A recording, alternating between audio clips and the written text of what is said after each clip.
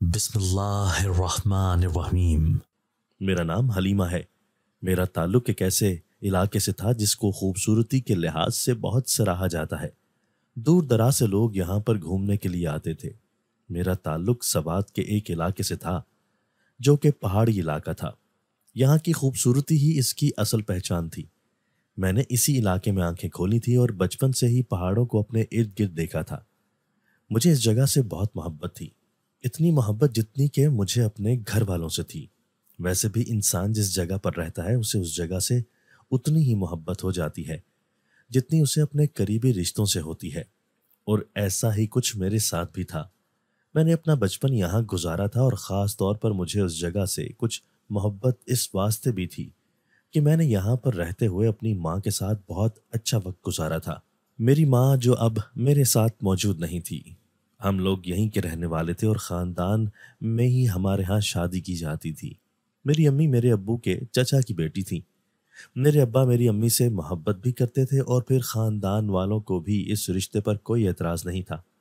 میرے امی ابو کی شادی محبت سے ہوئی تھی، اور وہ لوگ ایک بہت ہی اچھی اور خوبصورتی زندگی جینے لگے تھے، اور پھر ان کی زندگی میں آئی تھی جس سے ان کی زندگی مزید خوبصورت ہو گئی تھی۔ مگر میری امی اس خوشگوار زندگی کو زیادہ عرصہ جی نہیں پائی تھیں، اور جس وقت میں صرف 6 سال کی تھی اس وقت میری امی کا انتقال ہو گیا، تو وہ مجھے اور میرے ابا کو چھوڑ کر ہمیشہ کے لیے ہم سے دور چلی گئیں۔ امی کے چلے جانے کے بعد مجھے ایسا لگتا تھا جیسے میں اتنی بڑی دنیا میں اکیلی رہ گئی ہوں۔ پہلے تو میرا زیادہ تر وقت گھر سے باہر گزرتا تھا۔ میں اپنی سہیلیوں کے ساتھ باہر نکل جاتی تھی اور کھیل کود میں گزر جاتا تھا۔ امی کے جانے کے بعد میں نے کہیں پر بھی جانا آنا اب مکمل طور پر چھوڑ دیا تھا۔ سارا وقت اسی طرح گھر میں گزرتا تھا۔ میرے ابا میری وجہ سے پریشان رہنے لگے تھے، انہیں اپنے کام پر بھی جانا ہوتا تھا۔ ایسے میں وہ مجھے اس طرح سے گھر میں اکیلا کیسے چھوڑ دیتے؟ اور پھر کچھ دن گزرے تھے میری امی کو گئے ہوئے، جب سب لوگوں نے میرے ابا کو دوسری شادی کا مشورہ دیا۔ پہلے تو ابا اس بات پر راضی نہیں تھے، کیونکہ وہ بھی میری امی سے اتنی ہی محبت کرتے تھے، شاید وہ مجھ سے بھی زیادہ امی سے محبت کرتے تھے۔ لیکن پھر گھر کے حالات کو دیکھتے ہوئے انہیں اندازہ ہو گیا تھا کہ اس گھر میں عورت کی موجودگی بہت ضروری ہے۔ انہوں نے پھر سب کے کہنے پر دوسری شادی کے لیے ہاں کر دی۔ اس وقت میں چھوٹی تھی، لیکن بہت ساری چیزوں کو بہت اچھے طریقے سے سمجھتی تھی۔ میں اپنی عمر سے زیادہ ہوشیار لگتی تھی، اسی لیے میں جانتی تھی کہ جو عورت دوسری شادی کر کے ہمارے گھر آئے گی وہ میری ماں نہیں ہوگی، وہ صرف میرے ابا کی دوسری بیوی ہوگی اور اس گھر کی مالکن ہوگی۔ لیکن میں نے پھر بھی اپنے ابا کو روکا نہیں تھا، کیونکہ میں جانتی تھی کہ ان کے اوپر بہت ساری ذمہ داریاں ہیں۔ ایسے میں اگر انہوں نے اپنے لیے کوئی حل تلاش کیا تھا تو میں اس راہ میں رکاوٹ نہیں بننا چاہتی تھی، اس لیے میں نے کوئی رد عمل نہ دیا اور ابا کو دوسری شادی کرنے دی۔ اس طرح سے ہمارے خاندان کی ایک لڑکی سے میرے ابا کی شادی کروا دی گئی، اور وہ ہمارے گھر آ گئی۔ اس نئی عورت کو ہمارے گھر آئے ہوئے ابھی زیادہ وقت نہیں ہوا تھا، لیکن اس نے بہت کم وقت میں ہی میری امی کی جگہ سنبھال لی تھی۔ وہ میرے دل میں جگہ بنانے میں مکمل طور پر کامیاب نہیں ہوئی تھی۔ میرے ساتھ ان کی تھوڑی بہت بات چیت ہوتی تھی، لیکن شاید وہ مجھ سے دور رہنا پسند کرتی تھی، اس لیے انہوں نے کبھی مجھ سے محبت سے بات نہیں کی تھی۔ مجھے اس بات پر کوئی حیرت نہیں تھی، کیونکہ میں جانتی تھی کہ سوتیلی ماں کبھی بھی محبت نہیں کرتی، بلکہ اس سے ہمیشہ سے نفرت ہی دیکھنے کو ملتی ہے۔ خیر، جو کچھ بھی تھا، اب تو ایسے ہی زندگی گزارنی تھی۔ میری نئی امی نے شروع میں تو ہر چیز کو بہت اچھے سے سنبھالا تھا۔ میرے بابا کے سامنے وہ میرے لیے تھوڑی بہت فکر ظاہر کرتی تھیں، لیکن پھر آہستہ آہستہ ویسا ہی ہونے لگا جیسا کہ ہوتا آیا ہے۔ انہیں میرا وجود اس گھر میں برداشت نہیں تھا۔ ابا کے سامنے تو اچھے طریقے سے مجھ سے بات کرتی تھیں، اور ان کے سامنے آتے ہی ظاہر کرتی کہ جیسے وہ میری امی کی طرح ہی میری فکر کرتی ہیں، لیکن ان کے گھر سے جاتے ہی ان کا رویہ اس طرح بدل جاتا کہ میں خود شروع میں دیکھ کر حیران ہو جاتی تھی، مگر مجھے عادت ہونے لگی تھی۔ میرا بھی گھر میں رہنے کو دل نہیں کرتا تھا، مجھے اماں کی یاد آیا کرتی تھی۔ اوپر سے اپنی سوتیلی ماں کی باتیں وہ ہر وقت مجھے کسی نہ کسی کام میں الجھائے رکھتی تھی، یہاں تک کہ انہوں نے میرے ابا سے بھی یہی کہا تھا کہ مجھے اسکول سے اٹھوا لیں، میں نے پڑھ لکھ کر کیا کرنا ہے۔ آخر میں نے شادی کر کے اپنے گھر چلے جانا ہے۔ میں جانتی تھی کہ وہ میری شادی جلدی کروانے کی کوشش کریں گی۔ میرے ابو نے بھی ان کی بات مان لی تھی اور انہوں نے مجھے بس یہی کہا تھا، حالات اچھے نہیں ہیں۔ انہوں نے کچھ کہانی اپنی طرف سے بنا کر ابا کو سنا دی تھی کہ فلاں لڑکی کے ساتھ برا ہوا تھا اور یہ ہو گیا تھا اور وہ ہو گیا تھا۔ ان کی باتیں سن کر ابا پریشان ہو گئے۔ انہوں نے مجھے اسکول سے اٹھا لیا۔ میری نئی اماں مجھے ہر وقت گھر کے کام میں لگائے رکھتی۔ گھر کے سارے کام کاج تو جیسے میری ذمہ داری بن گئے۔ اتنی چھوٹی سی عمر میں نے گھر کے کام سنبھالے ہوئے تھے۔ مجھے احساس ہوا کہ کیوں نہ مجھے مدرسہ میں پڑھ لینا چاہیے۔ میری ایک سہیلی تھی جو کہ مدرسے میں قرآن حفظ کرنے کے لیے جاتی تھی۔ اس کی اماں کا بھی کچھ عرصہ پہلے ہی انتقال ہوا تھا۔ اس کا کہنا تھا کہ اس کی دادی اسے سمجھاتی ہیں کہ اگر وہ اپنی ماں کے لیے قرآن پڑھے گی تو ان کی ماں کو بہت ثواب پہنچے گا۔ میں بھی اپنی اماں کے لیے کچھ کرنا چاہتی تھی۔ تب تو ان کے لیے میں نے کچھ بھی نہیں کیا تھا۔ جب وہ ہوتی تھی تو پورا وقت میں انہیں پریشان کرتی تھی، ضد کرتی تھی اور اپنے پیچھے بھگاتی رہتی تھی۔ مگر اب میں چاہتی تھی کہ میں ان کے لیے کچھ کروں۔ پھر میں نے یہی سوچا تھا کہ کیوں نہ میں مدرسے میں جانا شروع کر دوں۔ اس طرح سے گھر میں قرآن پڑھوں گی تو میری اماں کو بھی ثواب ملے گا اور وہ خوش ہو جائیں گی۔ ویسے بھی میری امی مجھے کہا کرتی تھی کہ وہ مجھے حافظہ بنائیں گی، کیونکہ یہ ان کا شوق تھا جو میری اماں تو نہیں کر پائیں تھی۔ ایسے میں وہ اپنی خواہش میرے ذریعہ سے پوری کرنا چاہتی تھی۔ میں نے ابا سے اس بارے میں بات کی تھی اور میں نے سوچ لیا تھا کہ اگر انہوں نے اجازت نہ بھی دی تو کسی طرح میں انہیں اس بات پر منا ہی لوں گی۔ میں نے ابا سے بات کی تھی۔ پہلے تو وہ اس بات پر راضی نہیں تھے، لیکن میں نے اپنی سہیلی کے بارے میں انہیں بتایا کہ وہ بھی اس مدرسے میں پڑھنے کے لیے جاتی ہے، تو کچھ سوچتے ہوئے میرے ابو نے ہاں کر دی۔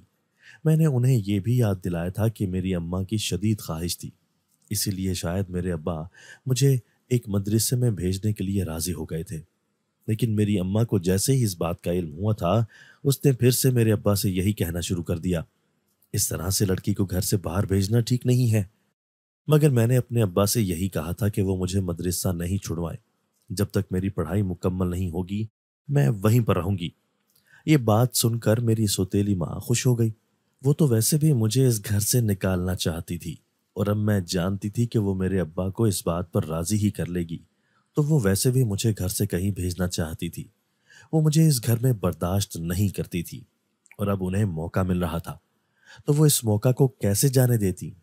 پہلے جو وہ میرے اس طرح سے باہر جانے پر خوش نہیں تھی، کیونکہ اس طرح سے پورا گھر انہیں سنبھالنا پڑتا، لیکن اب جب کہ مکمل طور پر میرے اس گھر سے جانے کی بات ہوئی تھی تو وہ میرے جانے سے بے حد خوش تھیں۔ انہوں نے میرے ابا کو بھی اس بات پر راضی کر لیا تھا اور یہی کہا تھا کہ میں ٹھیک کہتی ہوں، مجھے اپنی اماں کی خواہش پوری کرنی چاہیے۔ انہوں نے میرے ابا کو راضی کر لیا تھا کہ وہ مجھے مدرسے میں بھیج دیں۔ انہوں نے بہت تعریف کی تھی میرے ابا سے، یہی کہا تھا کہ وہاں پر میں رہ کر تعلیم بھی حاصل کر لوں گی اور میں وہاں پر دوسری لڑکیوں کے ساتھ مل جل کر رہوں گی تو خوش بھی رہوں گی۔ گھر میں رہتے ہوئے میں چپ رہتی ہوں اور اپنی ماں کو یاد کرتی رہتی ہوں۔ اب تو مجھے پورا یقین تھا کہ بابا بالکل بھی انکار نہیں کریں گے، کیونکہ وہ میری سوتیلی ماں کی ہر بات مانتے تھے، اور اب جب کہ وہ میرے جانے کے حق میں تھی تو ابا کیسے انکار کر دیتے۔ میرا یہ تجربہ کام کر گیا تھا اور میری سوتیلی ماں نے میرے ابا کو اس بات پر راضی کر لیا تھا۔ کچھ میں بھی اس گھر میں رہنا نہیں چاہتی تھی کیونکہ مجھے اپنی اماں کی، اور دوسرا میری سوتیلی ماں مجھے ایک لمحے کے لیے بھی سکون لینے نہیں دیتی تھی۔ میری سوتیلی ماں نے تو میری ماں کی ساری نشانیوں کو بھی ایک کمرے میں بند کر دیا تھا۔ گھر کا سارا سامان انہوں نے اپنے طریقے سے سجا لیا تھا۔ ایسا لگتا تھا کہ وہ گھر رہا ہی نہیں جہاں پر میں اپنی ماں کے ساتھ رہتی تھی۔ مجھے تو یہ گھر کوئی اور ہی لگتا تھا، اور یہی وجہ تھی کہ میرا اس گھر میں رہنے کو دل نہیں کرتا تھا۔ ابا کے ہاں کرنے کا انتظار تھا، اور پھر کچھ دن گزرے تھے، میرے ابا نے مجھے اجازت دے دی۔ ان کا کہنا تھا کہ وہ خود مجھے مدرسے میں چھوڑ کر آئیں گے۔ میں بہت خوش تھی کہ اس طرح سے کچھ عرصے کے لیے ہی صحیح، لیکن میں اس عرصے میں اس ماحول سے دور رہوں گی۔ کچھ دنوں میں میرے ابا مجھے میرے علاقے کے ایک مدرسے میں چھوڑ آئے تھے جو کہ ہمارے گھر سے کچھ فاصلے پر تھا۔ ویسے تو میں اپنے گھر روزانہ آ سکتی تھی، لیکن کیونکہ میں گھر آنا نہیں چاہتی تھی اس لیے میں نے وہیں رہنے کا ارادہ کیا اور یہی سوچا کہ جب تک میں حفظ نہیں کر لیتی میں یہیں رہوں گی۔ دن اسی طرح گزرتے گئے تھے۔ میرے بابا وقت نکال کر مجھ سے ملنے آ جایا کرتے تھے۔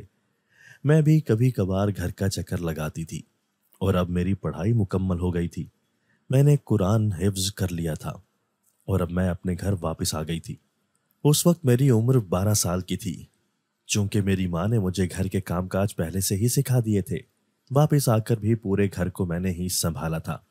میں کسی سے زیادہ بات نہیں کرتی تھی اور اپنے کمرے میں ہی زیادہ وقت گزارتی تھی۔ کام نپٹا کر اپنے کمرے میں جا کر پڑھنے کے لیے بیٹھ جاتی تھی۔ ایک دن اسی طرح میری سوتیلی ماں نے بنا بات کے مجھے بہت مارا تھا۔ میں جانتی تھی کہ ابا سے کچھ بھی کہنے کا کوئی فائدہ نہیں ہے، کیونکہ انہوں نے میری غلطی بنا دینی تھی۔ میں روتے ہوئے اپنے گھر سے نکلی تھی اور گھر سے دور ایک درخت کے پاس جا کر بیٹھ گئی۔ وہ درخت بہت سالوں سے یہاں دیکھ رہی تھی، بچپن سے ہی مجھے وہ یہاں دکھائی دیتا تھا۔ لوگوں کا اس کے بارے میں یہ کہنا تھا کہ یہ درخت بہت سال پرانا ہے۔ سب لوگوں کا یہ کہنا ہوتا تھا کہ اس پر کوئی سایہ ہے۔ پہاڑوں کے بیچوں بیچ میں وہ درخت بہت ہی بڑا تھا اور دیکھنے میں بھی ایسا لگتا تھا کہ وہ کافی سال پرانا ہے۔ کوئی بھی اس کے پاس سے گزرنے کی ہمت نہیں کرتا۔ سبھی لوگ اس بات سے خوفزدہ تھے کہ اس پر کسی کا سایہ ہے، اور وہ سایہ بہت ہی خوفناک ہے۔ کچھ لوگوں کا تو یہ کہنا تھا کہ رات کے وقت یہاں پر کوئی موجود ہوتا ہے، لیکن کسی کی ہمت نہیں ہوتی تھی کہ وہ یہاں اس کے پاس آئے۔ میں اپنے گھر سے نکلی تھی اور روتے روتے اس جگہ تک پہنچ گئی تھی۔ وہاں بیٹھ گئی تھی۔ وہاں جا کر مجھے بہت سکون ملتا تھا، کیونکہ وہاں پر کسی کا بھی آنا جانا نہیں تھا۔ اور پھر اس طرح سے میں روز اس درخت کے پاس جا کر بیٹھنے لگی۔ جب بھی میری سوتیلی ماں مجھ پر ظلم کرتی، مجھے کچھ کہہ دیتی، تو میں اس درخت کے نیچے جا کر بیٹھ جاتی۔ وہاں پر مجھے بہت سکون ملتا تھا، مگر آج تک مجھے وہاں کسی کی موجودگی کا احساس نہیں ہوا تھا، اور میں اس بات کو ماننے لگی تھی کہ لوگ جو کچھ بھی کہتے ہیں وہ جھوٹ کہتے ہیں۔ ایسا کچھ نہیں ہوتا، یہاں پر کوئی سایہ نہیں ہے، کیونکہ میں عرصہ سے وہاں جا رہی تھی، مگر میں نہیں جانتی تھی کہ یہ صرف خیال ہے۔ آگے جا کر میرے ساتھ کیا کچھ ہونے والا ہے، اس بات کا تو مجھے بالکل بھی اندازہ نہیں تھا، کیونکہ اگر مجھے اس بات کا ذرا سا بھی اندازہ ہو جاتا تو میں خوف کے مارے کبھی بھی اس درخت کے قریب نہ جاتی۔ لیکن ہر چیز کا ایک وقت ہوتا ہے، اور وقت آنے پر ہی ساری حقیقتیں ہمارے اوپر کھلتی ہیں۔ وقت اسی طرح گزر رہا تھا۔ میری سوتیلی ماں کوئی موقع ہاتھ سے جانے نہیں دیتی تھی۔ وہ میرے ساتھ برا سلوک تو کرتی ہی تھی، اس کے علاوہ وہ مار پیٹ بھی کرتی تھی۔ وہ چاہتی تھی کہ میں جلد سے جلد اس گھر سے ہمیشہ کے لیے چلی جاؤں۔ انہوں نے میرے ابا سے ایک مرتبہ بات بھی کی تھی کہ وہ میری شادی کروا دیں۔ بچپن سے ہی میرا رشتہ میری خالہ کے بیٹے سے طے ہوا تھا، اور یہ رشتہ میری امی کی رضامندی سے طے پایا تھا۔ میری خالہ نے بھی ابا سے بہت بار اس بارے میں بات کی تھی، کیونکہ وہ جانتی تھی کہ میری سوتیلی ماں میرے ساتھ اچھا سلوک نہیں کرتی تھی، اس لیے وہ مجھے اپنے گھر لے جانا چاہتی تھی۔ ابا نے بھی اس بارے میں سوچنا شروع کر دیا تھا، اور پھر تھوڑے ہی دنوں میں انہوں نے فیصلہ کر لیا۔ لیکن خالہ کا کہنا تھا کہ پہلے وہ منگنی کرنے گھر آئیں گی، اور پھر اس کے بعد کچھ ہی عرصے میں شادی کی تاریخ بھی رکھ لیں گی۔ ابا کو بھی اس بات پر کوئی اعتراض نہیں تھا، اور تھوڑے ہی دنوں میں خالہ مجھے انگوٹھی پہنانے کے لیے گھر آ گئیں، کیونکہ وہ اپنے سارے خاندان والوں کو یہ بتانا چاہتی تھیں کہ ان کے بیٹے کی منگنی مجھ سے ہوئی ہے۔ پہلے تو یہ بات صرف خالہ اور اماں کے بیچ میں ہی تھی، اور کسی کو بھی اس بارے میں معلوم نہیں تھا، لیکن اب خالہ سب کو منگنی کر کے بتانا چاہتی تھی۔ ابا نے بھی انہیں اجازت دے دی تھی، اور تھوڑے ہی دنوں میں وہ آ کر میرے ہاتھ میں انگوٹھی پہنا کر چلی گئیں۔ لیکن جس دن وہ مجھے انگوٹھی پہنا کر گئی تھیں، اس رات سے ہی مجھے ایک خوفناک آ رہا تھا۔ میں سونے کے لیے لیٹ گئی تھی تو آنکھوں کے سامنے کسی ایسے شخص کا چہرہ آتا تھا جس کا آدھا چہرہ جلا ہوتا تھا، اور خوف کے مارے میں بیٹھ جاتی تھی۔ مجھے ایسا لگتا تھا جیسے میرے کمرے میں کوئی موجود ہے۔ آج سے پہلے ایسا خوف مجھے کبھی محسوس نہیں ہوا تھا، اور پھر بڑی کوششوں کے بعد اس رات مجھے نیند آئی تھی۔ جب میں نے صبح اٹھ کر دیکھا تو میری خالہ کی پہنائی ہوئی انگوٹھی میری انگلی میں موجود ہی نہیں تھی۔ میں نے اس کو ہر جگہ تلاش کیا، لیکن وہ مجھے کہیں نہیں ملی تھی، اور جو کپڑے میری خالہ میرے لیے لے کر آئی تھی میں نے دیکھا کہ وہ میرے کمرے میں جلے ہوئے پڑے تھے۔ میری حیرت اور پریشانی کی کوئی انتہا نہ تھی کہ یہ سب کچھ کس نے کیا تھا۔ ایک شک جو مجھے اپنی سوتیلی ماں پر بھی تھا کہ وہ میری خوشیوں سے ہمیشہ جلتی تھی۔ وہ نہیں چاہتی تھی کہ میں خوش رہ سکوں۔ ہو سکتا ہے کہ انہوں نے ہی میرے کپڑے جلا دیے ہوں جو میری خالہ بہت محبت سے میرے لیے لائی تھی، اور ہو سکتا ہے کہ انہوں نے सोते हुए वो सोने की कीमती अंगूठी भी मेरी उंगली से निकाल ली हो। उनके अलावा ये काम कौन कर सकता था? लेकिन अब मैं उन्हें कुछ कह भी नहीं सकती थी। अगर मैं अब्बा के पास उनकी शिकायत करती तो उल्टा मेरे ऊपर बरसते। ऐसे में मेरा खामोश रहना ही बेहतर था। मैंने इस मामले को यहीं पर ख़त्म कर दिया और खामोश हो गई। लेकिन मुझे फिक्र भी थी कि अगर खाला ने मुझसे अंगूठी के बारे में पूछा तो मैं उन्हें क्या जवाब दूंगी। अगर मैं ये कहूंगी कि मुझसे गुम हो गई तो वो कितनी नाराज होंगी। वो ये सोचेंगी कि मैं उनकी दी गई एक चीज ना संभाल सकी। इसीलिए मेरी यही कोशिश होती थी कि मैं खाला के सामने कम ही जाऊं तो बेहतर होगा। फिर उस दिन के बाद से बहुत ही अजीब व गरीब वाकयात होने लगे थे। मुझे अक्सर यहीं अपने आसपास ही आवाज सुनाई देती थी जैसे कोई मेरा नाम ले रहा है। मगर जैसे ही मैं उस दरख्त के पास जाती थी तो सब कुछ ठीक हो जाता था। मुझे एक बेचैनी सी होती थी। घर में हर वक्त मुझे ऐसा लगता था कि कोई मेरे साथ साथ है। लेकिन जैसे ही मैं उस दरख्त के पास जाकर बैठ जाती तो सारे एहसासात और सारे डर खौफ खत्म हो जाते थे। ऐसा लगता था कि जैसे मैं महफूज जगह पर पहुंच गई हूं, जहां पर दूर दूर तक खौफ का नामो निशान नहीं होता था। ऐसा भी क्या था उस जगह में, मुझे समझ नहीं आ रही थी। और फिर एक रात इसी तरह मैं अपने कमरे में गहरी नींद सो रही थी जब अचानक से मुझे ऐसा महसूस हुआ कि कोई मुझे बहुत ही गौर से देख रहा है।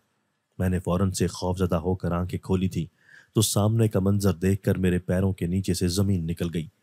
एक आदमी जिसने काले रंग का लिबास पहना हुआ था, जो कि पैरों तक आता था, मेरे पैरों के पास खड़ा था। और उसका कद कितना लंबा था कि उसका सर कमरे की छत से लग रहा था। उसका चेहरा इतना खौफनाक था जो कि आधा जला हुआ था। कोई अगर उसे देख लेता तो शायद खौफ के मारे दूसरा सांस ना ले पाता। वो बहुत ही गौर से मुझे देख रहा था।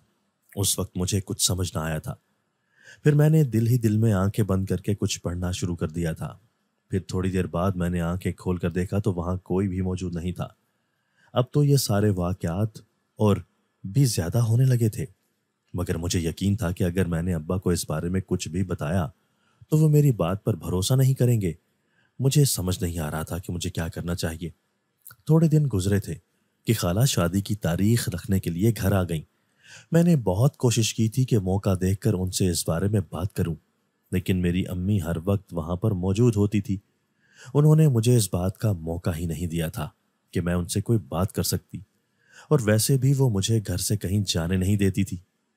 शादी की तारीख तय होने के बाद उन्होंने मुकम्मल तौर पर मेरा घर से निकलना बंद कर दिया और मुझे घर में रहते हुए बेचैनी होती थी।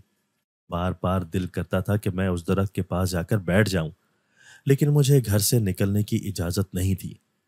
मैं इसी तरह सोच रही थी कि मैंने उसका वजूद पाया और वो मुझे मुकम्मल तौर पर हकीकत लग रहा था जब मैंने देखा कि दूर से कोई मेरे करीब आ रहा है। जो भी आ रहा था उसका चेहरा मुझे मुकम्मल तौर पर दिखाई नहीं दे रहा था। उसका चेहरा मुझे धुंधला धुंधला सा दिखाई दे रहा था। अचानक से ही मुझे कुछ भी नजर आना बंद हो गया। मुकम्मल तौर पर अंधेरा सा आंखों के सामने आ गया और फिर आहिस्ता से ऐसा लगा कि जैसे कोई मेरे बालों में हाथ फेर रहा है। मैंने हिम्मत करके अपने बिस्तर के दूसरी तरफ देखा तो ये देखकर मेरी चीख निकल गई कि वहां पर कोई मौजूद था और वो वही आधे जले चेहरे वाला शख्स था जो कि उस जगह मौजूद था और मुझे देखकर मुस्कुरा रहा था। मैं फौरन से अपनी जगह से उठकर भाग गई थी। मैंने अपने अब्बा को बुलाया था। मेरी आवाज सुनकर अब्बा भी वहां आ गए थे। जब मैंने अब्बा को सारी बात बताई तो उन्होंने पूरे कमरे में देख लिया था, लेकिन वहां पर कोई भी मौजूद नहीं था। उनका कहना था कि यह मेरा वहम था। मेरी सौतेली माँ ने भी मुझे यही कहा था कि ऐसा कुछ भी नहीं है। ऐसे खामखा मैंने सब लोगों को परेशान करके सबकी नींद खराब की। अब्बा भी वहां से चले गए थे और अम्मा भी वहां से चलती बनी थी। जब मैंने दरवाजा बंद किया, दोबारा जब मैंने अपने बिस्तर पर देखा तो वही शख्स मुझे वहां पर दोबारा से नजर आया था, लेकिन फिर पलक झपकते ही वो वहां से गायब हो गया और मेरे कमरे की चीजें एक एक करके नीचे गिरने लगी। मैं खौफ से वहीं पर बैठ गई थी और मैंने दोबारा से कुछ पढ़ना शुरू कर दिया था। मैं दिल में कुछ पढ़ने लगी थी। शायद इसी वजह से अब तक मैं उस खौफनाक शख्स से महफूज थी। उसने मुझे अभी तक कोई नुकसान नहीं पहुंचाया था, लेकिन आखिर ये सिलसिला कब तक इस तरह चलता रहता? उसका कोई ना कोई तो हल निकालना था। मुझे तो खौफ ने पूरी तरह घेर लिया था और وہ شخص کون تھا جس کا چہرہ جلا ہوا تھا اور مجھے کیوں دکھائی دیتا تھا؟ مجھے کچھ سمجھ نہیں آ رہی تھی۔ جو بھی چیز خریدتی تھی دکھانے کے لیے گھر لے آتی تھی، اس کے بعد سے میرے اندر ایک عجیب سا ڈر بیٹھ گیا تھا۔ میں نہ تو کسی سے زیادہ بات کرتی اور نہ ہی کسی چیز میں دلچسپی لیتی تھی۔ میری خالہ میرے لیے بہت ہی قیمتی اور اچھے کپڑے خرید کر لے آئیں۔ اس وقت میں سو رہی تھی، اسی لیے میری ان سے کوئی بات نہ ہوئی اور وہ کپڑے میرے کمرے میں رکھ کر چلی گئی۔ جو میں نے ان کے جانے کے بعد دیکھے، سارے ہی کپڑے مجھے بہت پسند آئے تھے۔ میں نے انہیں اپنی الماری میں سنبھال کر رکھ دیا، لیکن جیسے ہی رات ہوئی تھی تو مجھے ایسا لگا تھا کہ جیسے میرے کمرے میں کسی چیز کا شور مسلسل ہو رہا ہے۔ میں نے دیکھا تو میرے کمرے کی الماری کبھی کھل رہی تھی اور کبھی خود بخود بند ہو رہی تھی۔ پھر اچانک سے وہی سارے کپڑے نیچے گرے تھے جو میری خالہ میرے لیے خرید کر لائی تھی، اور نیچے گرتے ہی ان کپڑوں کو آگ لگ گئی تھی۔ میں نے خوف سے چیخیں مارنا شروع کر دی تھی۔ میرے ابا میرے کمرے میں آئے تھے تو جس جگہ کپڑے جل رہے تھے وہاں کچھ بھی موجود نہیں تھا۔ میری سوتیلی ماں نے میرے ابا سے یہ کہنا شروع کر دیا تھا کہ میں جان بوجھ کر یہ سب کچھ کر رہی ہوں۔ ان کا کہنا تھا کہ شاید میں رشتے سے خوش نہیں ہوں، میں شادی نہیں کرنا چاہتی، اسی لیے سب کو بے وقوف بنا رہی ہوں۔ گھر میں کوئی بھی میری بات پر بھروسہ نہیں کرتا تھا۔ سبھی لوگ مجھے یہ کہہ کر چپ کروا دیتے تھے کہ میں یہ سب کچھ جان بوجھ کر کرتی ہوں۔ میں بھی رو دھو کر اپنی ماں کو یاد کرتی بیٹھ جاتی تھی۔ اب تو مجھے سونے سے بھی ڈر لگتا تھا کہ سونے کے بعد نہ جانے میرے کمرے میں کیا کچھ ہو جاتا تھا۔ میں سو کر اٹھتی تو میرے چہرے پر کسی کی انگلیوں کے نشان ہوتے، میرے بازو پر کسی کے پکڑنے کے نشان ہوتے تھے، جیسے کسی نے بہت زور سے میرے بازو پکڑے ہوں، اور تو وہ میری گردن پر بھی جگہ جگہ نشان تھے۔ اور کبھی کبھار تو ایک بہت عجیب سی بدبو مجھے اپنے کمرے میں محسوس ہوتی تھی۔ میں اپنے کمرے کا بستر ٹھیک کر کے جاتی، لیکن جب واپس آتی تو اس میں سلوٹیں ہوتی، ایسا جیسے کوئی تھوڑی دیر پہلے یہاں پر لیٹا ہو۔ گھر میں کوئی بھی میری بات پر یقین کرنے کے لیے تیار نہیں تھا، لیکن اب مجھے اچھی طرح سے اندازہ ہو گیا تھا اس کے پیچھے کوئی نہ کوئی بڑی وجہ ہے۔ کوئی تو تھا جو میرے پیچھے پڑ چکا تھا۔ جو کچھ بھی ہمارے گھر میں ہو رہا تھا یا جو کچھ میں محسوس کر رہی تھی وہ صرف میرا وہم نہیں ہو سکتا۔ اتنا تو میں جان گئی کہ اس کے پیچھے کچھ ہے، لیکن گھر والے نہ تو یہ بات ماننے کے لیے تیار تھے اور نہ ہی مجھے خود گھر سے باہر جانے دیتے تھے کہ میں کسی سے اس بارے میں بات کر سکتی۔ خالہ بھی شادی طے ہونے کے بعد ایک ہی مرتبہ گھر آئی تھی اور اس وقت بھی اماں ساتھ موجود تھی۔ ان کی موجودگی میں کوئی بھی بات نہ کر پائی، اور اس کے بعد تو وہ گھر آئی ہی نہیں تھی۔ میں انہیں سب کچھ بتا دیتی، ایک وہی تھی جو میری آخری امید تھی، کیونکہ یہ سارے واقعات بڑھنے لگے تھے۔ مجھے ایسا لگنے لگا تھا کہ کوئی بہت ہی بڑا طوفان میری زندگی میں آنے والا ہے۔ میں نہیں چاہتی تھی کہ میرے ساتھ کچھ ایسا برا ہو، اسے بعد میں ٹھیک کرنا میرے بس میں نہ ہو، اسی لیے مجھے ان ساری چیزوں کو یہیں پر روکنا تھا۔ میرے دن رات اسی طرح سوچتے ہوئے گزرتے تھے۔ اگلے دن اچانک سے خالہ روتی ہوئی ہمارے گھر آئیں۔ ان کی اس قسم کی حالت دیکھ کر سبھی لوگ جہاں پریشان ہوئے تھے، میں بھی پریشان ہو گئی۔ ان کا کہنا تھا کہ فرحات کا ایکسیڈنٹ ہو گیا ہے اور اس کو ہسپتال لے گئے ہیں۔ میرے ابا اسی وقت خالہ کے ساتھ گئے تھے، جبکہ میری سوتیلی ماں نے آ کر الٹا مجھے باتیں سنانا شروع کر دیں۔ ان کا کہنا تھا کہ میں ہوں ہی منحوس، پہلے میں نے ان کے گھر کا سکون برباد کیا تھا، اور اب جس گھر میں جانے لگی ہوں، جانے سے پہلے ان لوگوں کے ساتھ کتنا برا ہو گیا ہے۔ ساتھ ساتھ ان کا یہ بھی کہنا تھا کہ اگر میری خالہ کی جگہ وہ ہوتی تو فوراً ہی رشتے سے انکار کر دیتی۔ میں ان کی بات سن کر حیران تھی کہ آخر اس سب میں میرا کیا قصور تھا۔ میں مسلسل فرحات کی زندگی کے لیے دعا کر رہی تھی۔ ابھی تک کچھ معلوم نہیں تھا اس کی حالت کیسی ہے اور کیسی نہیں۔ ابا گھر آئے تھے۔ ان کا کہنا تھا کہ وہ ٹھیک ہے، زیادہ چوٹ نہیں لگی، بس تھوڑی سی چوٹ لگی تھی، اب وہ اپنے گھر پر ہی موجود ہے۔ میں نے سکھ کا سانس لیا تھا۔ اب ابا سے تفصیل پوچھنے لگی۔ جب ابا کا کہنا تھا کہ فرحات سے ان کی بات ہوئی تھی، ابا کا کہنا تھا کہ وہ کچھ عجیب سی بات کر رہا تھا کہ اچانک سے کوئی آدھ جلے چہرہ والا شخص اس کی موٹر سائیکل کے سامنے آ گیا تھا۔ اس کی وجہ سے اسے بچاتے بچاتے وہ خود گر پڑا۔ میں تو یہ بات جانتی تھی کہ وہ بہت احتیاط سے چلاتا ہے، ایسے میں اس کا ایکسیڈنٹ کیسے ہو گیا؟ تب جب ابا نے مجھے یہ بات بتائی تو میری جان نکل گئی کہ اس کے سامنے آدھے جلے چہرے والا شخص آیا تھا، وہی شخص جو میرے سامنے آتا تھا۔ اب تو مجھے خالہ سے اس بارے میں بات کرنی تھی۔ میں نے اپنی سہیلی سے کہہ کر خالہ کے گھر پیغام بھجوایا تھا کہ جیسے ہی ان کے پاس وقت ہو تو وہ فوراً سے میرے پاس آئیں، مجھے ان سے بہت ضروری بات کرنی ہے۔ میں سمجھ گئی تھی کہ جو کچھ بھی ہمارے گھر میں ہو رہا تھا وہ ٹھیک نہیں تھا، اس سے کسی کو بھی خطرہ ہو سکتا تھا۔ اور اب جب سے فرحات کا ایکسیڈنٹ ہوا تھا اور ابا نے مجھے یہ بات بتائی تھی، میرا دل اور بھی گھبرانے لگا تھا، جو ہماری شادی میں رکاوٹیں پیدا کرنے کی کوشش کر رہا تھا۔ میری سہیلی نے جیسے ہی جا کر خالہ کو بتایا تھا تو خالہ شام کو ہی مجھ سے ملنے کے لیے آئیں۔ میں انہیں اپنے کمرے میں لے آئی تھی اور پھر کمرے میں آ کر شروع سے لے کر آخر تک ساری بات میں نے بتائی۔ ساتھ ہی ساتھ میں نے یہ بھی بتایا تھا کہ فرحات کے سامنے جو آدھے جلے چہرے والا شخص آیا تھا، ایسا ہی کچھ میرے ساتھ بھی ہوتا تھا، مجھے بھی ایسا ہی شخص ہر جگہ دکھائی دیتا تھا۔ زیادہ تر تو وہ شخص میرے کمرے میں ہی موجود ہوتا تھا۔ میری باتیں سن کر خالہ پریشان ہو گئی۔ ان کا کہنا تھا کہ ساری باتیں میں نے پہلے کیوں نہیں بتائیں، جب میں نے ان سے یہی کہا تھا کہ مجھے اس بات کا ڈر تھا کہ ہو سکتا ہے کہ گھر والوں کی طرح انہیں بھی میری باتیں صرف کہانیاں لگیں اور وہ بھی یہی سمجھے کہ شاید اس شادی سے میں خوش نہیں ہوں، اسی لیے اس قسم کی بے تکی باتیں کر رہی ہوں۔ مگر خالہ کا کہنا تھا کہ ضرور اس کے پیچھے کوئی بڑی وجہ ہے، وہ اس وجہ کا پتہ لگا کر ہی رہیں گی۔ انہوں نے مجھے تسلی دی تھی، یہ کہا تھا کہ مجھے پریشان ہونے کی ضرورت نہیں ہے، میں نے انہیں بتا دیا ہے تو وہ کوئی نہ کوئی حل نکال کر ہی دم لیں گی۔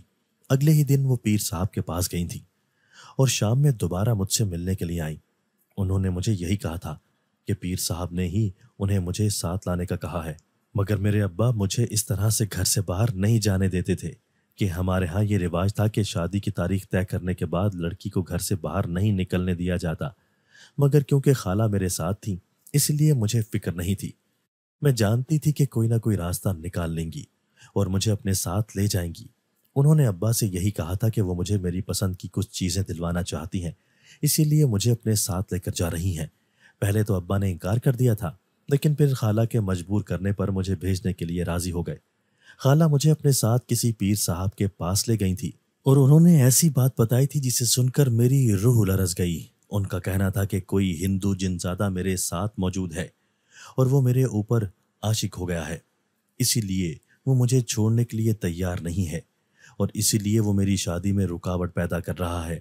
ان کا کہنا تھا کہ وہ جنزادہ بہت ہی طاقتور ہے اور وہ میری شادی کبھی بھی کسی اور سے نہیں ہونے دے گا کیونکہ وہ مجھے اپنی دنیا میں لے جانے کا ارادہ رکھتا ہے۔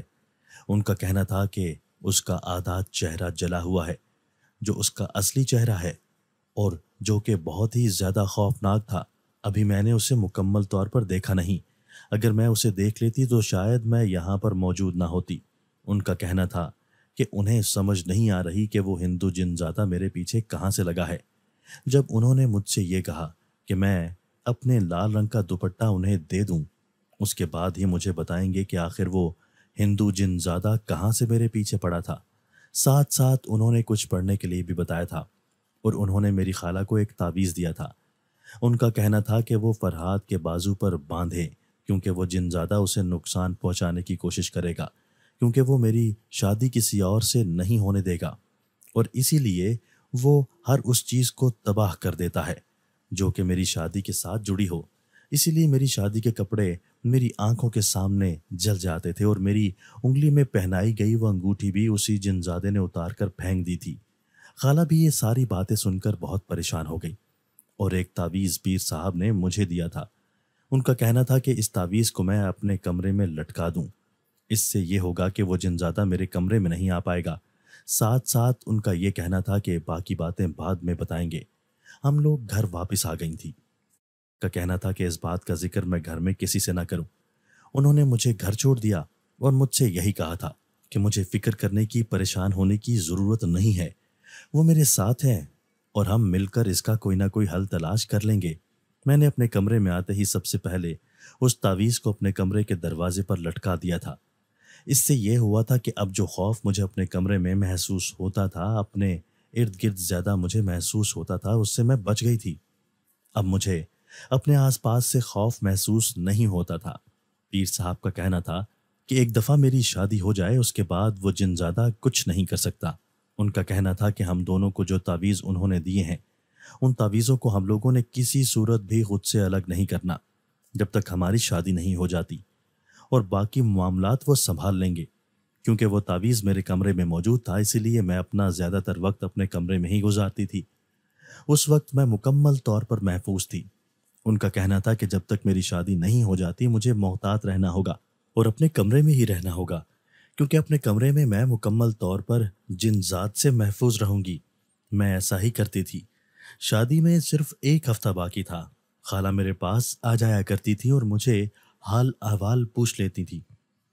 ने अब्बा से कह दिया था कि वो सादगी से निकाह करना चाहती हैं। खाला का कहना था कि तय करदा तारीख से पहले ही वो खामोशी से निकाह करना चाहती हैं और फिर रुखसती उसी तारीख पर कर लेंगी। ये उनका कहना था कि जितनी जल्दी हो सके हमारा निकाह हो जाना चाहिए, क्योंकि वो जिनज़ादा बहुत ताकतवर था। मुझे हर तरह से हासिल करने के लिए कुछ भी कर सकता है। ऐसे में हर वक्त खतरा मेरे सर पर मौजूद रहेगा जब तक मेरा निकाह नहीं हो जाता, और निकाह होने के बाद सब कुछ ठीक हो जाएगा। पहले तो मेरे अब्बा इस बात को लेकर सोच में पड़ गए थे, लेकिन खाला के मजबूर करने पर राजी हो गए। उन्होंने अगले दिन का वक्त दिया था। शाम को ही वो आकर निकाह कर सकते हैं, और फिर अगले ही दिन मेरा फरहाद से निकाह होने वाला था। मैं थोड़ी सी पुरसुकून और मुतमईन थी कि इन सारी चीज़ों से हमेशा के लिए मेरी जान छूट जाएगी, लेकिन अभी भी मैं आने वाले खतरे से अनजान थी। मैं तो ये सोच रही थी कि कल का दिन किसी भी तरह से गुजर जाए और उसके बाद सब कुछ ठीक हो जाएगा। मेरे अब्बा ने निकाह की रस्म के लिए ज़्यादा लोगों को नहीं बुलाया था। मेरी ताई और उनकी बेटी को मेरे अब्बा ने मेरी अम्मा के कहने पर ही निकाह से 1 दिन पहले घर बुला लिया था, ताकि छोटे मोटे इंतजामात हो सकें। मेरी ताई की बेटी फरवा मेरे ही कमरे में मौजूद थी, लेकिन जैसे ही रात हुई थी तो उसका कहना था कि उसे कुछ बहुत ही ज़रूरी काम है, वो अपने काम ख़त्म करके आती है। वो मेरे कमरे से बाहर निकल गई। भी खामोशी से अपना सामान समेटने लगी थी कि अचानक से पूरे कमरे की लाइट बंद हो गई। लाइट कभी जल रही थी तो कभी खुद ब खुद बुझ जाती थी। फिर अचानक से सारी लाइट बंद हो गई थी। इतना अंधेरा था कि साथ बड़ी चीज़ भी दिखाई नहीं दे रही थी, मगर दूर बेड के ऊपर मुझे कुछ चमकता हुआ महसूस हुआ। फिर अचानक से पूरा कमरा दोबारा से रोशन हो गया। जैसे ही मेरी बेड पर नजर गई तो देखा कि वहां पर दुल्हन का लिबास पड़ा हुआ था और उसके साथ दुल्हन का सामान, कुछ कीमती जेवरात और सारी चीजें मौजूद थी। मैं हैरान थी कि इस कमरे में मेरे अलावा कोई भी मौजूद नहीं था, तो ये सामान अचानक से मेरे कमरे में कहाँ से आया। मुझे लगा कि मेरी कज़न फरवा मेरे साथ कोई मजाक कर रही होगी। मैं यही सोच रही थी कि अचानक से मेरे सामने वही जिनज़ादा आकर खड़ा हो गया, जिसका आधा चेहरा जला हुआ था। उसकी शक्ल आज पहली मर्तबा मैंने रोशनी में देखी थी, और उसका चेहरा इतना खौफनाक था कि उसको देखते ही मैंने चीख कर कमरे से बाहर भागने की कोशिश की। लेकिन इससे पहले कि मैं अपने कमरे से बाहर निकलती, उस जिनज़ादे ने अपना हाथ आगे करके मेरा बाजू पकड़ लिया था। मैं पीछे पलटकर उसे देखना नहीं चाहती थी, लेकिन जैसे ही मैंने देखा, उसने अपना बाजू इतना लंबा किया था कि कोई भी और ये मंजर देख लेता तो खौफ से उसकी जान निकल जाती। उसने मेरा हाथ पकड़ा था। उसके बाद मुझे कुछ याद नहीं कि मेरे साथ क्या हुआ और क्या नहीं। जब मैंने आंखें खोलकर देखा तो मैं उसी जगह पर, उसी दरख्त के नीचे मौजूद थी जहां पर मैं आकर अकेली बैठ जाया करती थी और जहां मुझे बेहद सुकून मिलता था। लेकिन आज मैं बेचैन हो रही थी। जब मैंने अपने आप को देखा तो मैंने वही दुल्हन का लिबास पहना हुआ था जो कि मेरे कमरे में मौजूद था। खौफ के मारे मेरी आंखें खुल गई थी। आज तो मेरा निकाह था, लेकिन मैं यहाँ पर कैसे आ गई?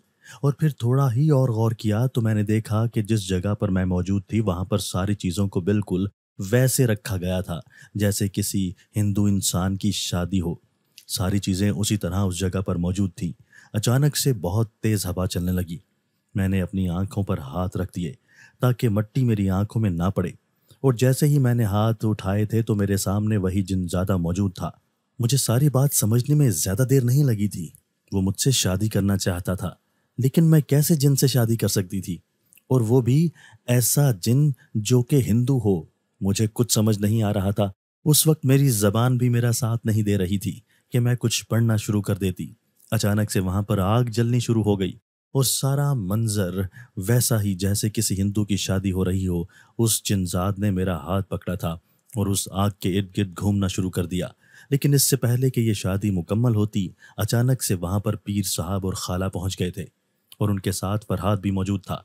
मैंने उनको देखते ही मदद के लिए चीखना शुरू कर दिया, लेकिन वो लोग क्या करते, जब भी मेरी तरफ आते, जैसे वो मेरे करीब आने की कोशिश करते तो अचानक से उस जगह आग लग जाती थी और मजबूरी में उन्हें पीछे हटना पड़ता था।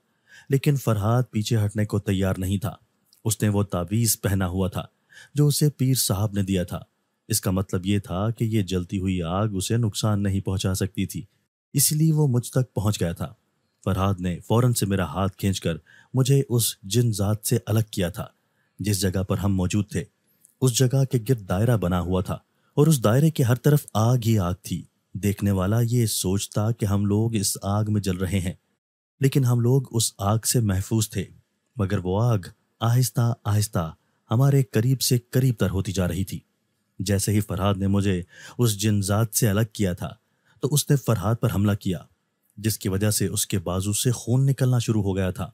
لیکن اس سے پہلے کہ وہ فرہاد کی جان لیتا، پیر صاحب نے کوئی عمل کرنا شروع کر دیا تھا اور آہستہ آہستہ وہ آگ اس جن زادے کی طرف جانے لگی تھی، اور پھر دیکھتے ہی دیکھتے اس جن ذات کی آنکھیں بند ہونے لگی تھیں، کیونکہ پوری آگ نے اسے اپنی لپیٹ میں لے لیا تھا اور ہم دونوں محفوظ تھے۔ خالہ فوراً ہمارے پاس آئی تھی اور انہوں نے ہمیں اپنے ساتھ لگا لیا تھا۔ اتنے میں ابا اور میری سوتیلی ماں بھی وہاں پہنچ گئے تھے۔ ہم لوگ گھر آ گئے تھے اور فوراً سے خالہ نے ہمارا نکاح کروا دیا تھا۔ پیر صاحب نے مجھے کچھ پڑھنے کے لیے بتایا تھا اور ایک تعویذ انہوں نے میرے بازو پر باندھ دیا تھا، اور مجھے اس بات پر حیرت ہو رہی تھی کہ وہ جنزادہ میرے کمرے میں آیا کیسے، کیونکہ پیر صاحب نے مجھے ایک تعویذ دیا تھا اور انہوں نے یہی کہا تھا کہ جب تک یہ تعویذ میرے کمرے میں موجود ہوتا ہے وہ جنزاد مجھ تک نہیں آ سکتا۔ پیر صاحب کا کہنا تھا کہ وہ ساری حقیقت ہمیں بتائیں گے۔ ان کا کہنا تھا کہ وہ تعویذ کسی نے جان بوجھ کر میرے کمرے سے اتار دیا تھا، اور وہ اتارنے والا کوئی اور نہیں بلکہ میری تائی کی بیٹی تھی۔ وہ جن بھی انہی کی وجہ سے میرے پیچھے لگا ہوا تھا۔ ان کا کہنا تھا کہ میری تائی اور ان کی بیٹی نے مل کر میرے اوپر کالا جادو کیا تھا۔ اس کالے جادو کے ذریعے ہی انہوں نے ہندو جنزادے کو میرے پیچھے لگایا تھا۔ پیر صاحب کا کہنا تھا کیونکہ وہ نہیں چاہتی تھی کہ میری شادی فرہاد سے ہو، انہوں نے بہت بار میری خالہ کو بھی اس بات پر مجبور کیا تھا اور انہیں اکسایا تھا کہ وہ رشتے سے انکار کر دیں، لیکن میری خالہ نے ان کی بات نہیں مانی تھی کیونکہ وہ اپنی بہن کی آخری خواہش کو پورا کرنا چاہتی تھی۔ مگر میری تائی نے اور ان کی بیٹی نے مل کر یہ سارا کچھ کیا تھا۔ ان لوگوں نے میرے اوپر ایسا کالا جادو کیا تھا جس کی وجہ سے ایک ہندو جن زادہ میرے اوپر عاشق ہو گیا تھا اور مجھے اپنی دنیا میں لے جانا چاہتا تھا۔ وہ مجھ سے شادی کرنا چاہتا تھا۔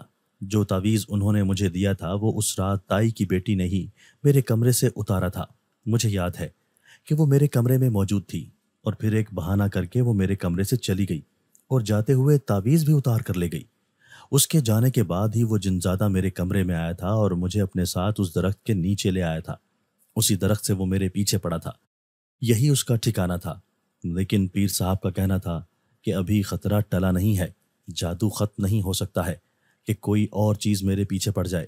اسی لیے انہوں نے بہت ساری چیزیں مجھے کرنے کے لیے بتائی تھیں جو میں کرتی رہتی تھی، اور پھر آہستہ آہستہ وقت گزرنے کے ساتھ ساری چیزیں خود بخود ٹھیک ہوتی گئیں۔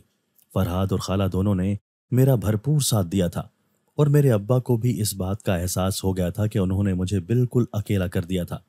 اگر وہ مجھے باپ کی محبت دیتے، میرا ساتھ دیتے، تو میں صحیح وقت میں یہ بات بتا دیتی تو مجھے وہ سب کچھ برداشت نہ کرنا پڑتا جو میں نے کیا تھا، اور میرے ساتھ اتنا برا نہ ہوتا جو کچھ ہو چکا تھا۔ میری سوتیلی ماں نے بھی اس بات کا اعتراف کیا تھا کہ انہوں نے میرے ساتھ ہمیشہ زیادتی کی تھی۔ میری تائی اور ان کی بیٹی کا حال بہت برا تھا۔ ان کی بیٹی کی ایسی جگہ شادی ہوئی تھی، ان کا شوہر دن رات ان پر تشدد کرتا تھا۔ ایک طرح سے انہیں ان کے کیے کی سزا مل رہی تھی، مگر میری زندگی میں اب مکمل طور پر سکون تھا، تو مجھے کوئی پریشان کرتا تھا اور نہ ہی مجھے کسی چیز سے خوف محسوس ہوتا تھا۔ میں نے خوشی سے ایک نئی زندگی کا آغاز کیا تھا اور اب سب کچھ پہلے کی طرح ٹھیک ہو گیا تھا۔ مجھے بھی یہ بات سمجھ آ گئی تھی کہ جس جگہ پر ہمارے بڑے ہمیں جانے سے روکتے ہیں، ہمیں وہاں بالکل بھی نہیں جانا چاہیے۔ کچھ غلطی میری بھی تھی، میں اس ویران جگہ پر جا کر بیٹھ جایا کرتی تھی۔ کبھی بھی ایسی جگہوں پر نہ جایا جائے جہاں پر جانے سے منع کیا جاتا ہے، کیونکہ ہمارے بڑے کچھ نہ کچھ سوچ کر ہی کسی مصلحت کے تحت ہی ہمیں کچھ کرنے سے روکتے ہیں۔ اب میری مشکلات ختم ہو چکی تھی اور اب آگے میرے لیے خوشیاں اور آسانیاں تھیں۔ دوستو، اگر آپ کو آج کی ہماری یہ ویڈیو پسند آئی ہے تو اسے لائک کیجئے اور اسے اپنے پیاروں کے ساتھ شیئر ضرور کیجئے گا۔ اور ہاں، اگر آپ نے ابھی تک ہمارا چینل سبسکرائب نہیں کیا تو ہمارا چینل سبسکرائب کر دیجئے اور بیل آئیکن بھی پریس کر دیجئے تاکہ ہماری ہر نئی آنے والی ویڈیو آپ کو بر وقت مل سکے۔ اللہ حافظ۔